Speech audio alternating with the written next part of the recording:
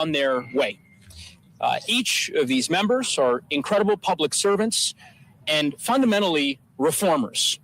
And we're gathered here today to talk about the work that must be done to reform a broken system, to sound the alarm that corruption has become ubiquitous here in Washington, D.C., at 1600 Pennsylvania Avenue and here in the People's House, the United States Congress. We're here to say enough is enough and to introduce a series of legislative proposals that we believe would end the corruption that has become so commonplace in our nation's capital. Legislation that would ensure that members of Congress, executive branch officials, and yes, the President of the United States are all serving the people's interests and not their own. These bills range from legislation I've introduced to impose a lifetime ban on members of Congress from lobbying, banning of stock trading by members of Congress, service on corporate boards, legislation to hold the president accountable, to reform our corruption laws and strengthen them so that the type of corruption that has become so commonplace in Donald Trump's Washington comes to an end. I couldn't be more grateful to these next generation reformers in Congress who've convened and joined in this effort. It'll be a long road ahead, but we have every intention of ensuring that we get these bills across the finish line. And with that, I want to introduce someone who, of course, needs no introduction. She has been a reformer since the day that she stepped into the United States Congress with me back in 2018, that storied class of 2018. Representative Angie Craig from the great state of Minnesota. Thank you. Thank you, thank you, thank you. That storied class of 2018. Look at them. They're jealous. They're all jealous. Thank you so much, Representative Neguse, for getting this group together. And thank you all for being out here in the blazing sun this afternoon. We're all here because we understand that it's past time to clean up a broken Washington. It's an issue that I've run on, that I've served within, that I fought for since I came to Congress in 2018, because it's an issue I hear about in Minnesota every single time I go home. Everyday Minnesotans don't believe that their representatives in Congress, even some of the ones they voted for, are actually working only for them. And can you blame them with the latest news coming out of the House of Representatives is that middle class and working class Americans are losing their health care and their food assistance so that Republicans can pay for tax breaks for billionaires and large corporations. If that isn't corruption, I don't know what is. Impropriety, or even the appearance of impropriety, is holding us back from serving the American people and eroding trust in these very institutions. This is a threat to our work, and truthfully, it is a threat to our democracy. But as you'll hear today, there are some common sense reforms we can put in place to begin rebuilding that trust and holding members of Congress and the administration accountable. I've got a number of bills to prevent lawmakers from profiting off their positions, but today I'm reintroducing my Restoring Integrity in Democracy resolution, which would ban members of Congress from serving on for-profit boards while they are in office. It's a no-brainer, really, and I'm incredulous that we even have to introduce a resolution like this. We were all elected to serve our constituents, not any of our self-interest, and we should be holding members to that commitment. Whether it's banning members of Congress from trading stocks, using taxpayer dollars to pay for first-class flights, which, believe it or not, you can, or even accessing members-only perks after you leave office. There are countless ways to ensure that when lawmakers come to Washington, they're here for the right reasons. So it's up to us, yes, members of Congress, to restore integrity in democracy and put the American people before corporate interests. No more revolving doors, no more insider trading, and no more serving corporations instead of constituents. And so with that, I'll hand over the mic to my colleague from Rhode Island, Representative Seth Magaziner. Seth? Thank you to Representative Craig, all of my colleagues, reformers who are here, and especially to Joe Neguse, our assistant leader, for bringing us together. There are times when it feels like the real dividing line here in Washington is not between liberals and conservatives. It's between reformers and people who are tied to the status quo. And every one of us who are up here ran and were elected on a platform of reform because our constituents expect better from their Congress and from their executive branch and their Supreme Court. Our constituents expect government for the people, not for their own personal interests. And so I want to thank all of my colleagues for having the courage, because it's not easy, by the way, coming up here to Washington and advocating for reforms to Washington. It doesn't always make you the most popular person in the room, but the people who are up here at this event have the courage to stand up for what is right, a government that is for the people and not just for the special interests. I am the lead sponsor of a bill called the Trust in Congress Act to ban members of Congress from trading stocks. It is insane that members of Congress are allowed to trade stocks to profit off of our positions. We have access to all kinds of inside information that the average member of the public does not have. What might be in a bill or not in a bill? What might get a federal grant or not get a federal grant?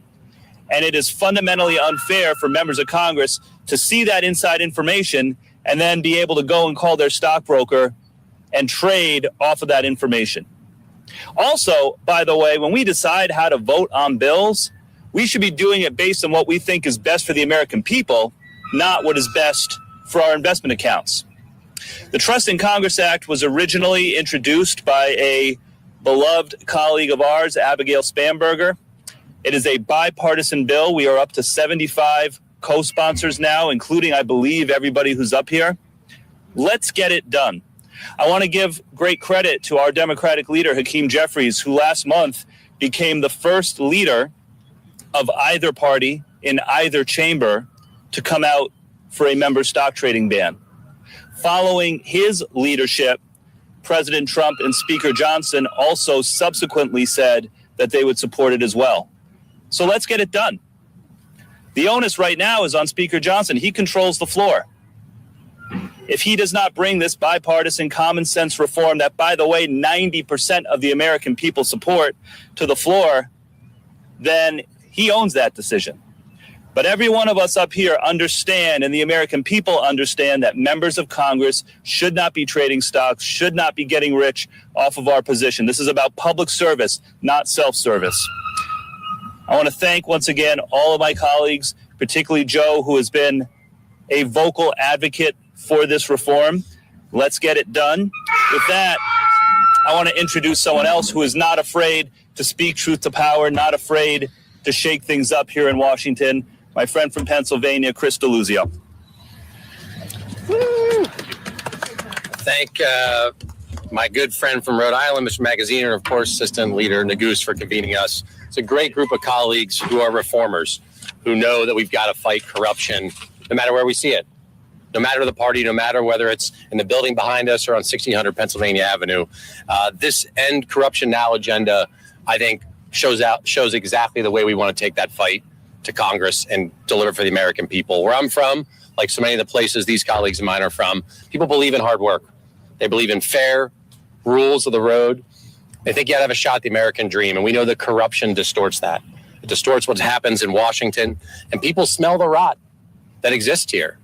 They know it in their bones. They know it's not right. They want us to do something about it. I think it's swampy nonsense, and we got to kill it everywhere we can.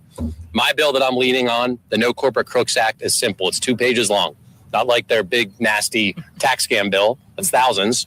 2 pages.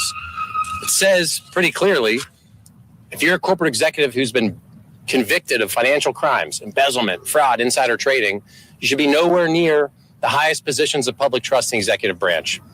That's a straightforward thing the American people support. Let's get it done. I don't think folks who have defrauded investors, who have ripped off their workers, who have cheated in the stock market should be put in positions of power in the executive branch of our government. Fighting this corruption, the ways you're going to hear about from these good colleagues of mine, I think go to the heart of restoring confidence in our government. Remember, we are a government of, by, and for the people. This is democracy. Trust is central to it. So I think this End Corruption Now agenda is so important. Leader Neguse, really commend you for it and commend this great group of colleagues who I know understands what needs to get done. My colleague from New York, Pat Ryan's one of those guys. I don't hold against him too much. He's a West Pointer. Beyond that, he's a real fighter on anti-corruption. Over to you, Pat Ryan. Woo! Chris struck me out at baseball practice last night, so he's feeling very overconfident right now. But we'll settle that in a separate venue. He got me looking on a great curveball. Good afternoon, everybody. Thank you to my colleague, Congressman Neguse, for bringing us together, and to truly some of my absolute favorite colleagues. Not a surprise that we're all together working on what is a comprehensive anti-corruption agenda, and I'm really proud that this kind of, as Seth said, reformers coming here, and we're actually following that through. I want to bring just another element to this discussion. I know, especially for myself and Congressman DeLuzio, I think a lot about having my public service in uniform in the Army. And I think every day, actually, as I wear this memorial bracelet of the soldiers that I served with and served alongside, who made the ultimate sacrifice. And we all honored that just a week ago across the country in our districts for Memorial Day. The ultimate epitome of selfless service. And every day I think all of us try to honor that service in every way we can. And then so to come here and now be in my third year in Congress and see far too many colleagues in the building behind me of both parties, and certainly pretty much everybody now at the White House down the road, doing the exact opposite, putting themselves first ahead of country and ahead of constituents. It's absolutely unacceptable. It's un-American. It's why 90% of folks support the legislation Seth talked about, although I said to him, who are the 10% that aren't in that 90%? But that, again, for another day. So my piece of this agenda that I'm particularly excited about is legislation called Stop Millionaires from Using Service for Kickbacks Act. The acronym is MUSK, not coincidentally, the Stop Musk Act, although seems like that is already well in the works in the last week or two, so that's good news. But Elon Musk just represents the very visible tip of an iceberg of endemic corruption in the Trump White House. And again, there's too many folks in a similar situation, folks of great power and wealth that are using that to get even more for themselves at the expense of our constituents. So as my colleague said, and you'll hear from my colleagues to follow, I ask every one of my constituents and the American people to press your representative to support this legislation. If you're serious about ending corruption, you should be a co-sponsor of every one of these bills that are bipartisan and non-controversial. And so again, I thank my colleagues for being here. Thank you again, Congressman Neguse. And now my honor to introduce Representative Hillary Scholten from the great state of Michigan. Woo! Good job, Pat. Thank you so much, Pat, for that great introduction, your great work. Leader Neguse, thank you so much for convening this incredible group. I did not seek out to be a member of the House of Representatives, but the moment found me in 2016 when I was a young attorney at the Department of Justice, gladly serving a Republican or Democratic administration. But when Trump came in, we saw something entirely new. Midnight firings of inspector generals for political reasons, eroding the trust in the very foundations of the independence of these certain agencies. This moved me and shook me to the place that I stand now today. And so it is an incredible honor to introduce my my bill, which does two things as a package of this legislation. Our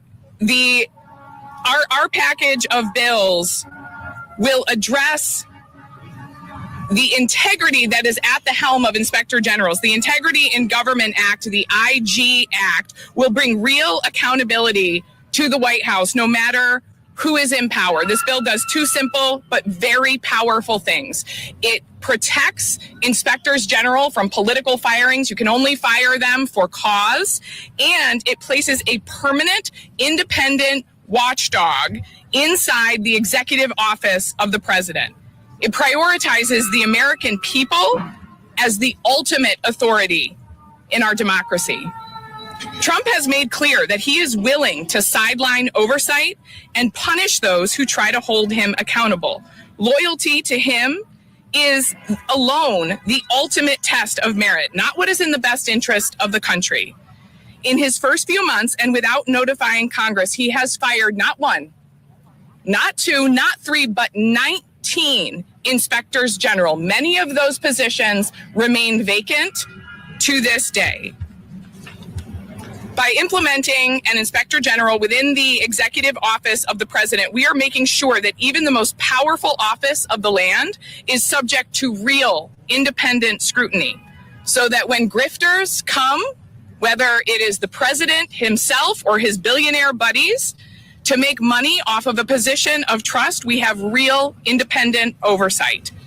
This is not controversial. It's constitutional.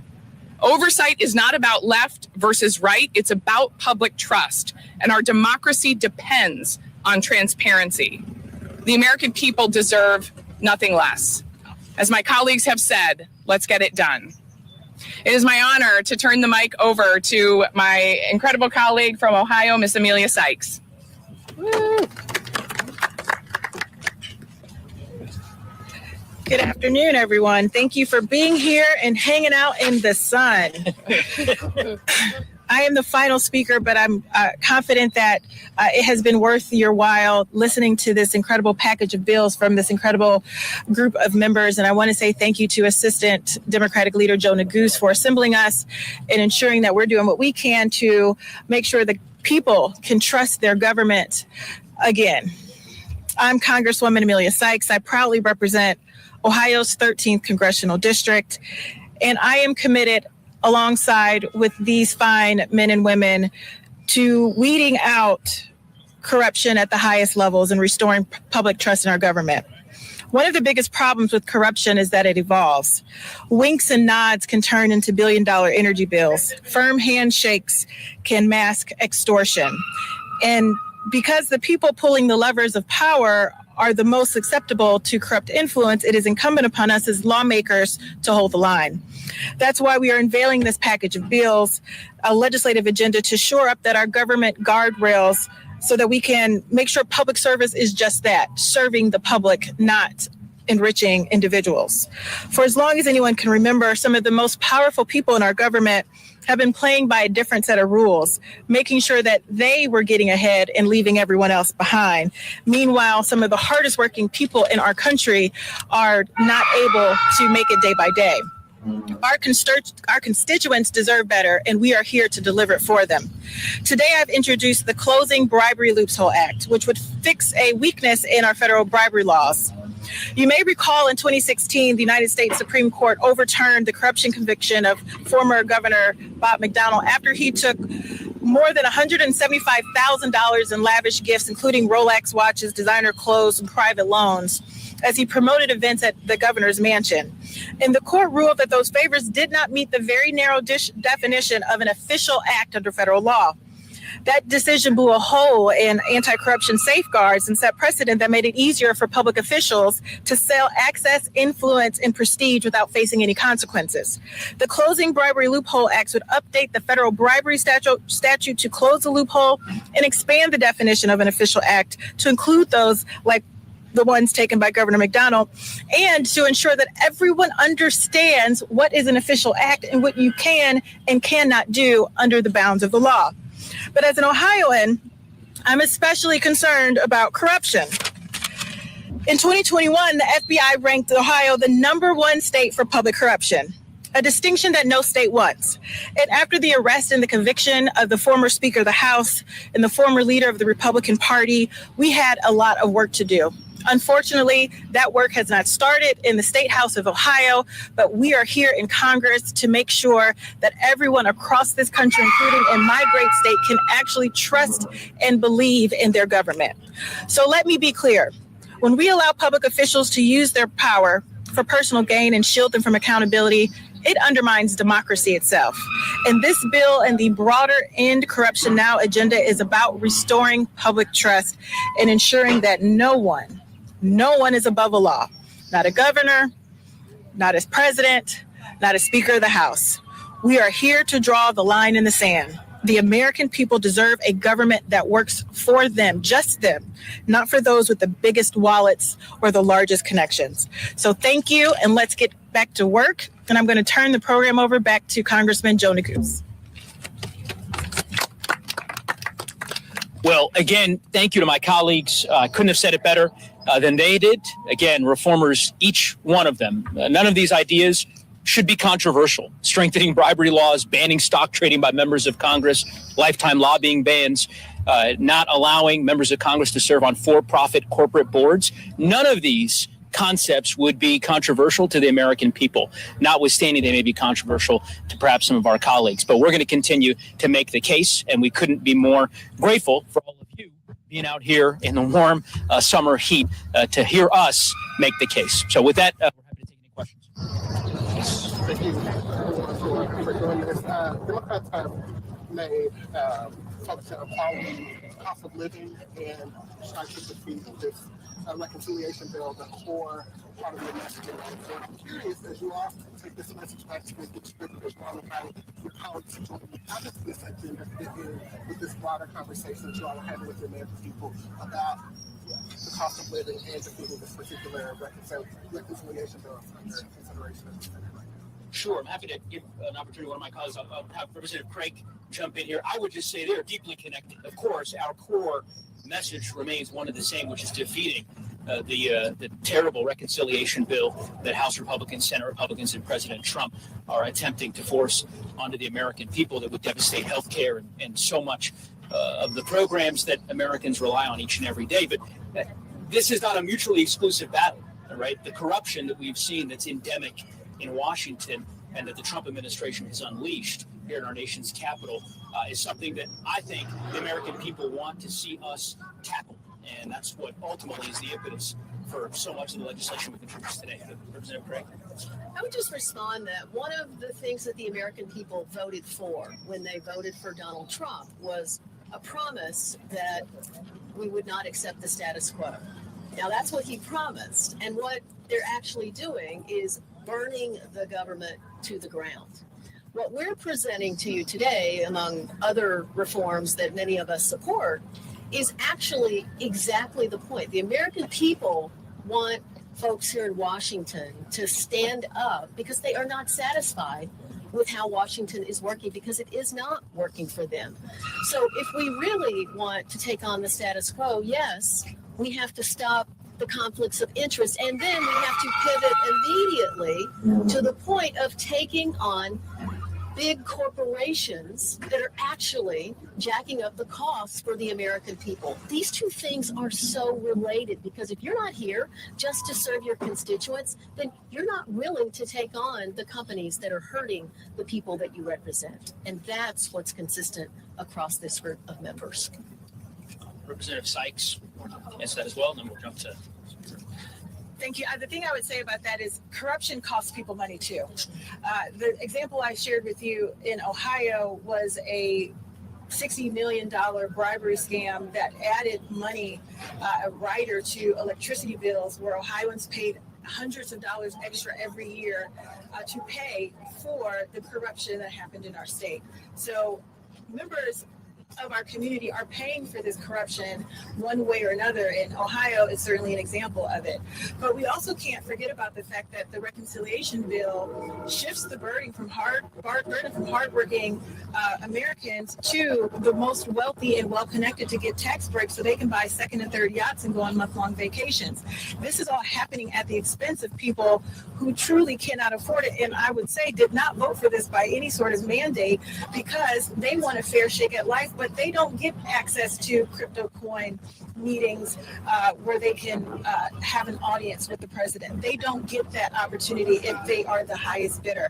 And so we just want to make sure that everyone can feel safe and some trust, and that there's some integrity in the decisions that we're making with this package of bills. And then, by the way, let's not forget about the fact that the reconciliation includes a provision that doesn't even allow the courts to enforce contempt orders when in fact we're trying to create those checks and balances. So it is all connected. The way that government works, whether we are working with integrity and honesty, is a through line in the reconciliation package, which is one of the reasons why so many of us were against it, because it shifts the burden to those wealthy, well-connected people at the expense of everyday taxpayers. Yes. Thank you. I wanted to ask about the congressional stock trading ban. You guys kind of referenced us gaining bipartisan momentum. And I was curious if you talked to Speaker Johnson and gotten any guarantees from GOP leadership about putting that on the floor, and if not, whether you're considering doing this charge petition. Seth Magaziner is really leading the negotiations on that front. Yeah, so what I'll say is there is bipartisan support for this, right? My trust in Congress, after the 75 co-sponsors, Republican and Democrat. There's a few other versions of the bill that are introduced that are also bipartisan. We are working together to reconcile the differences between those bills. They're not significant, but I think we'll have a hopefully final product between us soon. I have been speaking with and liaising with Leader Jeffries all through the process. He is supportive of the process that we are going through. He is supportive of the issue. It is the responsibility of the Republicans that we have been working with to speak with their leadership. And so, talk to Chip Roy, Brian Fitzpatrick, Tim Burchett. They're the ones on the Republican side who are in the mix on this, and it's their responsibility to, coordinate with their leadership. I'll just say again, I think the team showed great courage by being the first leader to come out in favor of this last month. Speaker Johnson then followed a couple weeks later. And the onus is on him. I mean, my read of the situation is this. If any stock trading ban bill gets to the floor, it's going to pass by an overwhelming margin. Like, we all know that. Like, woe be unto that member of Congress who decides to vote against the stock trading ban on the floor, right? 90% of the American people support this. It is going to happen at some point. The only question is this going to happen under Speaker Johnson or Speaker Jeffries, right? Because we know it will happen under Speaker Jeffries. And so that's a decision that only Mike Johnson can make. Yes. We've been hearing about whether it's banning stock trading or all these other proposals for years. What makes this time different from all the other times we've heard of these proposals that have never moved? I'll take that and I'll give Pat an opportunity, or Hillary, either would like to answer. But what I would say from my perspective, as you said, I've been in Congress now. This is my going to fourth term. We've been fighting for a ban on stock trading since the day I entered the Congress.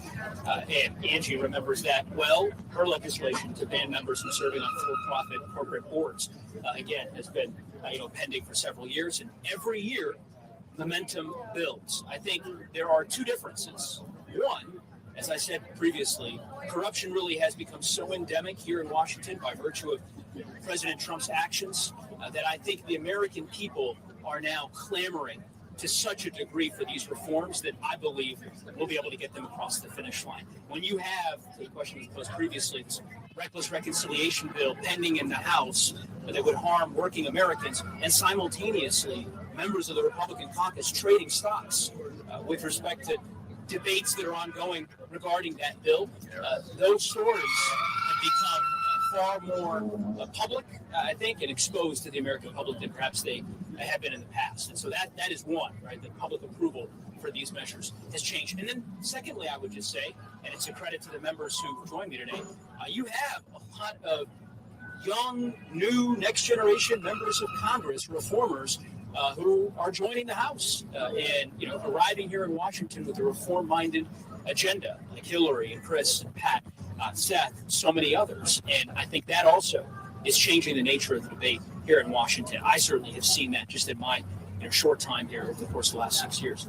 Hillary, you want to? Sure. Yeah, you actually touched on the point that I was going to make, which is this has always been necessary. But as I look at my colleagues here today, we've all been here for under 5 terms in Congress, many of us only serving in our second term here. We came with a vision, a mission, and a mandate to get things done for the American people. And, as we have seen in, the first few months of Trump in office, there is grifting like never before at a time of, unprecedented public distrust in our work. We knew that we needed to take action. And that's what this caucus and the series of bills that accompany it is all about. So, thank you. This is a follow-up to the timing question about the stock ban bill. You said either happened under Johnson or Jeffries, but I'm curious, do you think that the pressure of an election year next year, especially when you have candidates on both sides of the aisle, talking about support of this bill, could help it pass in the chamber? And for your other bills, are you, the people leading the other bills, do you think if stock ban passes, it sort of makes it easier or harder than to get your bills passed? I would just say with respect to the timing question, I don't think that it can be overstated. The degree to which Leader Jeffries, taking the bold stance that he has taken as the first party leader in support of a ban on stock trading, has had and will continue to have in terms of the prognosis for passage of that bill. But again, as Seth eloquently put it, the decision right now is up to Speaker Johnson. He puts that bill on the floor today, it passes by an overwhelming majority. So time will tell as to whether or not he does.